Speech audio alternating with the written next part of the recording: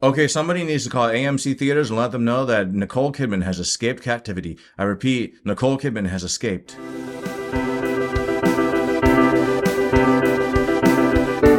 Aquaman, The Lost Kingdom is directed by James Wan, the director of the previous Aquaman movie, and stars Jason Mamoa, Amber Heard, Nicole Kidman, and Yahya Abdul-Mateen. And I really hope I pronounced that correctly because that name is a little challenging for me. Right off the bat, I'm going to let you know this is not a fantastic movie. This is just a decent movie. It's a decently entertaining movie, and I think that it's kind of unfortunate that the DCU, as we know it, is coming to an end, but, the Snyderverse has not been very good. It's been hit and miss with some of its content. Anyways, this movie is the final bow of the Snyderverse, and it's just going out a little bit with a whimper. It's nothing spectacular. It's definitely, I guess DC just, they do need a reboot. They need this reboot because, The Flash this year was awful. And then this movie, well, let's just get into this. I feel like Jason Mamoa was somewhat miscast in this role. He is not playing the version of Aquaman that I was expecting. He's more like a surfer bro.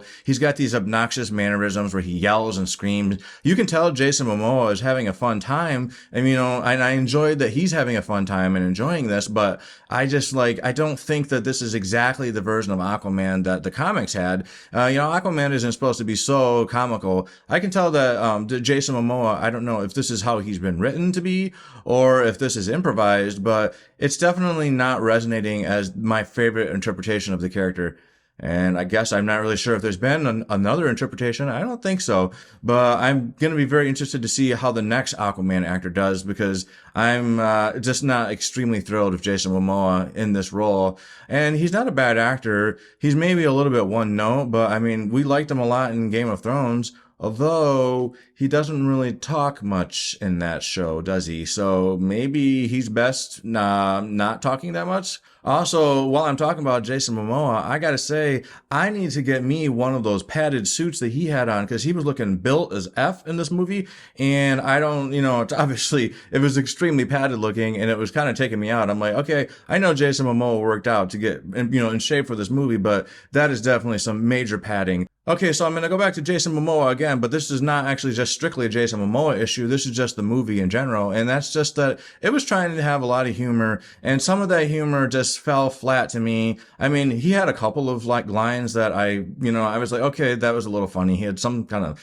thing he said when he hit somebody and it was a little bit funny, but most of the time I felt like the movie was kind of teetering towards, Thor Love and Thunder kind of humor. It wasn't that bad. Thor Love and Thunder made me actually want to walk out of the theaters. I was not liking that movie. So this movie didn't have that level, and actually, I'm just surprised that James Wan, because this guy is a horror director. He makes scary movies. Who conned this man into making such a comical movie? I know he was talking about this movie was going to have some horror elements in it.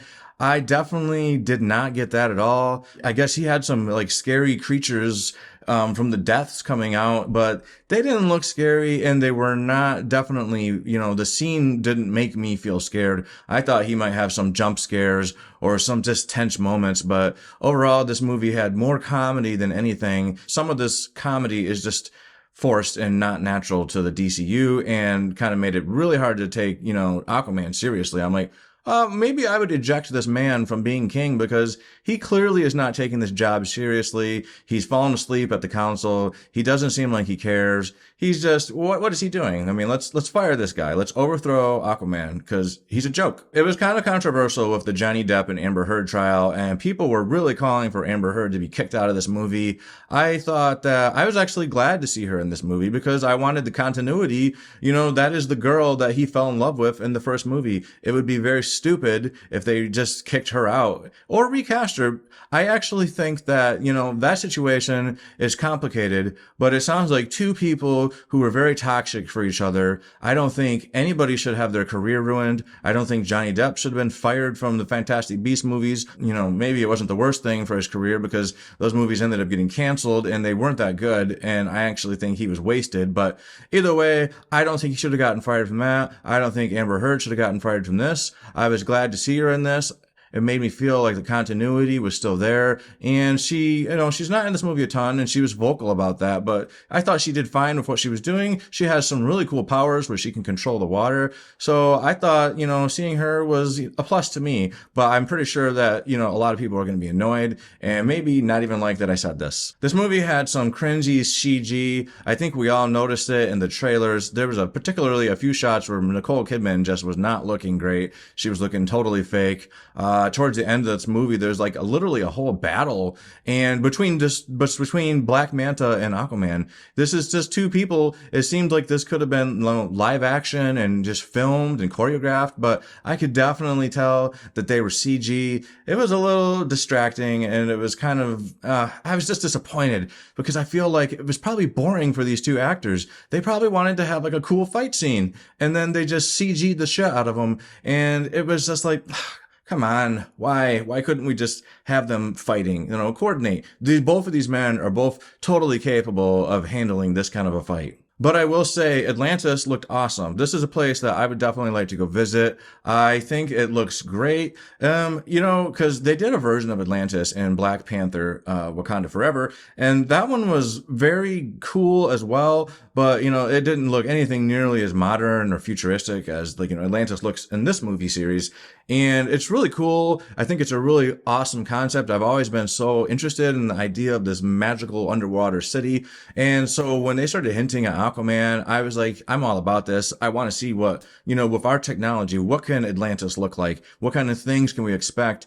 And I was so excited to see it. And I think, I'm eager to see Atlantis be used again. I'm eager to see the reemergence of the James Wan DCEU Aquaman and his version of Atlantis. I hope it looks as good as this, because this was actually a very good version of Atlantis. So one of the things I thought worked really well with this movie is Patrick Wilson.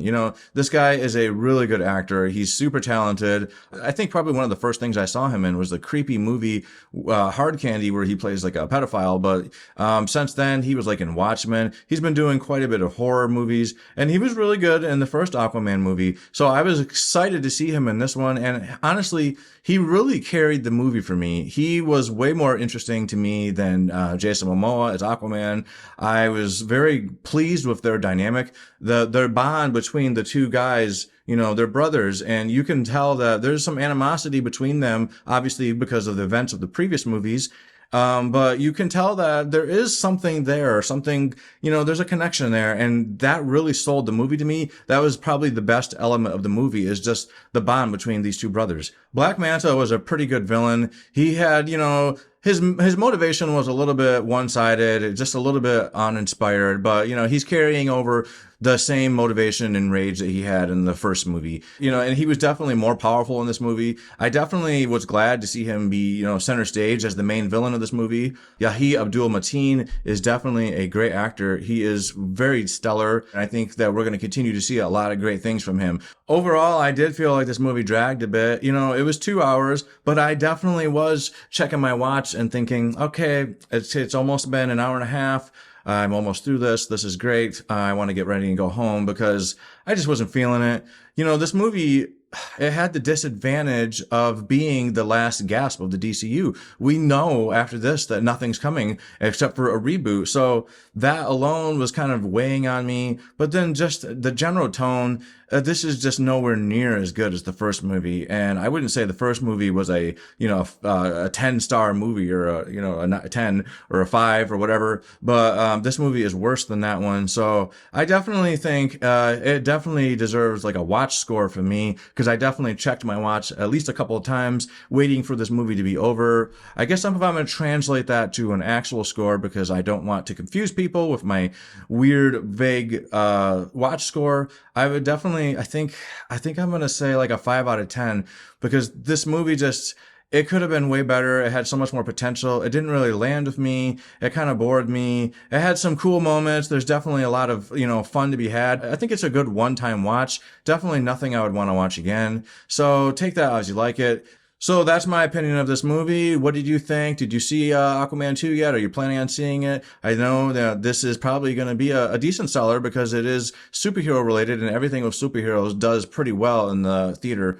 Although maybe that's actually not true. The last few have been flopping, so I scratched that and take that back. But yeah, did you see this movie? Are you planning on seeing it? What did you think of it? Do you think that Jason Mamoa is a good Aquaman? I don't think he is, but let me know in the comments what you think of that. If you think this is a good video, please like this video. And if you want to see more things like this, please subscribe to my channel. I'm going to keep doing things like this. We have a lot of things to talk about, so catch you on the flip side. Later.